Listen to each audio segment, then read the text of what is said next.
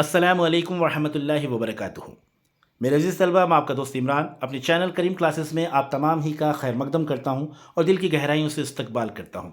उम्मीद करता हूँ कि आप तमाम ही अपनी जगह खैर आफियत से होंगे और खुश खुर्रम ज़िंदगी गुजार रहे होंगे। मेरे अज़ीज़ तलबा, आज के इस वीडियो में हम जानेंगे समझेंगे अख्तरुल ईमान साहब की हालात ज़िंदगी और उनके अदबी खिदमात के बारे में। वीडियो का आगाज़ करने से पहले मैं आपको बताना चाहूँगा कि क्लास 12th के बोर्ड एग्ज़ाम में मुसन्निफ़ की सवाने हयात और तर्ज़ तहरीर से मुतालिक सवाल पूछा जाता है। जैसा कि आप जानते हैं, आपकी क्लास 12th में जो आपकी किताब है गुलिस्तान अदब, उसके हिस्सा नसर में 12 सबक हैं। तो इन्हीं 12 मुसन्निफ़ीन में से किसी न किसी मुसन्निफ़ की सवाने हयात या तर्ज़ तहरीर से मुतालिक सवाल आपसे पूछा जाएगा।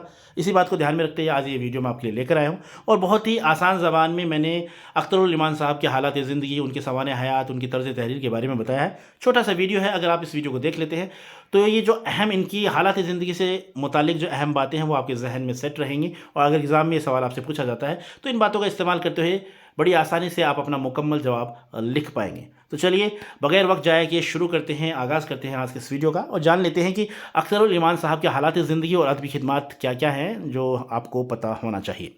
तो जैसा कि स्क्रीन पर आप देख पा रहे हैं अख्तरुल ईमान साहब के हालात ज़िंदगी, तो उसके बारे में जान लेते हैं। अख्तरुल ईमान का पूरा नाम मोहम्मद अख्तरुल ईमान था। ठीक है, तो इनका पूरा नाम क्या था? मोहम्मद अख्तरुल ईमान। आपकी पैदाइश 1915 में नजीबाबाद ज़िला बिजनौर में हुई। यानी जो अख्तरुल ईमान साहब थे वो 1915 में पैदा हुए थे नजीबाबाद ज़िला बिजनौर यानी कि यूपी में। आपके वालिद इमामत करते थे, यानी इनके वालिद साहब जो थे वो इमाम का काम करते थे। अख्तरुल ईमान की इब्तदाई तालीम मुख्तलिफ गाँवों और कस्बों के मदरसों में हुई। अब अख्तरुल ईमान साहब जो थे, इनका जो बचपन है एक तरीके से खाना बदोशाना ज़िंदगी इन्होंने गुजारी है, क्योंकि इनके वालिद साहब जो थे वो इमामत का काम करते थे, तो कभी इधर कभी उधर उनको जाना होता था। तो इस तरीके से इनकी जो प्रारंभिक आप कह सकते हैं स्टार्टिंग जो एजुकेशन थी इनकी वो अलग अलग मदरसों में या अलग अलग स्कूलों में हुई है, अपने वालिद के साथ इनको जाना होता था। तो एक तरीके से इन्होंने अपना बचपन जो है खाना बदोशाना ज़िंदगी इन्होंने गुजारी है। आपने मैट्रिक का इम्तिहान फतेहपुरी मुस्लिम हाई स्कूल दिल्ली से पास किया और बीए की डिग्री दिल्ली कॉलेज मौजूदा जाकिर हुसैन कॉलेज से हासिल की। ठीक है, तो ये इनके एजुकेशन के बारे में अहम मालूमात हैं जो आपको पता होना चाहिए।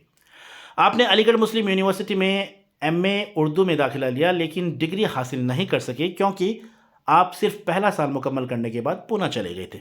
ठीक है, जहां फिल्मों के लिए मुकालमे लिखे। इन्होंने फिल्मों के लिए काफ़ी डायलॉग्स लिखे हैं। कुछ दिनों के बाद मुंबई चले गए और वहाँ से फिर ये मुंबई चले गए और फिर वहीं मुकीम रहे, यानी वहाँ पर जाकर एक तरीके से बस गए, रहने लगे।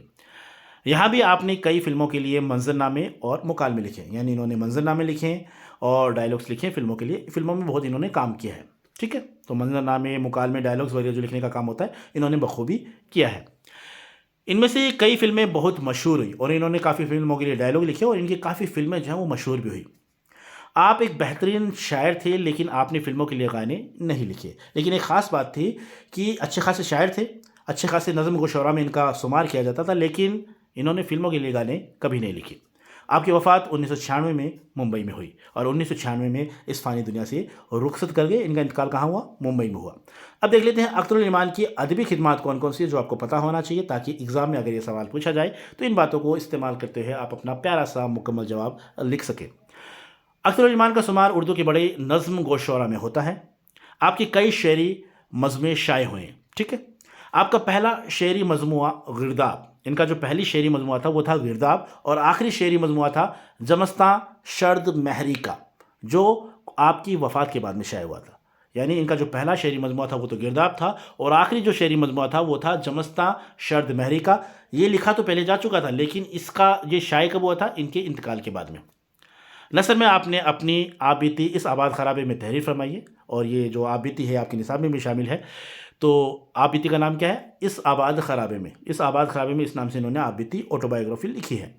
इसके अलावा चंद अदबी मज़ामीन भी तहरीर फरमाए हैं। आपकी मशहूर नज़म एक लड़का, और इनकी एक मशहूर नज़म थी जिसका नाम था एक लड़का। इस नज़म में उस कश्मकश का इजहार हुआ है जिसमें वो बचपन में मुब्तला रहे, यानी अपने बचपन में जिन पेचीदगियों का, जिन परेशानियों का सामना इन्होंने किया था, उन बातों का कहीं ना कहीं इन्होंने इस नज़म के अंदर जिक्र किया और इनकी नज़म का क्या नाम है? एक लड़का। तो इस तरीके से ये थे इनकी अदबी खिदमात और हालात ज़िंदगी, जिन्हें बहुत ही आसान ज़बान में मैंने आपको समझाने की कोशिश की है। मुझे उम्मीद है अगर आपने वीडियो पूरा अच्छी तरीके से देखा है तो ये सभी बातें आपके जहन में एग्ज़ाम तक सेट रहेंगी और अगर एग्ज़ाम में ये सवाल पूछा जाता है तो बड़ी आसानी से इन बातों का इस्तेमाल करते हुए आप अपना प्यारा सा मुकम्मल जवाब लिख पाएंगे।